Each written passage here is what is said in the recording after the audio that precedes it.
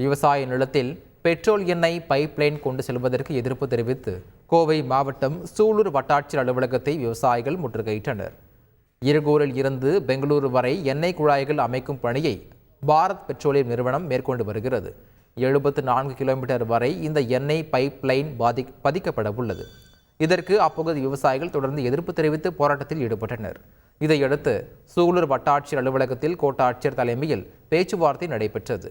அப்போது கோரிக்கையை ஏற்காமல் பைப்லைனை பதித்தால் உடைக்கப்படும் என விவசாயிகள் தெரிவித்தனர்.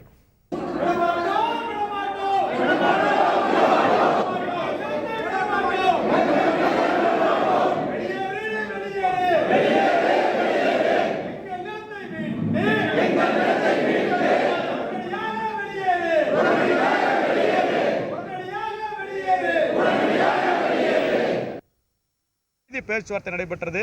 பாதிக்கப்பட்ட விவசாயிகள் அனைவரும் ஒரே தீர்மானமாக பழைய திட்டத்தையும் தோண்டி எடுத்து சாலையோரம் அமைக்கணும், புதிய திட்டத்தையும் சாலையோரமாகத்தான் அமைக்கணும் தெளிவாக தெரிவித்திருக்கிறோம். கோட்டாட்சியர் அவர்கள் அரசிடம் நாங்கள் தகவல் தெரிவித்து சொல்கிறோம் என்று தெரிவித்திருக்கிறார்.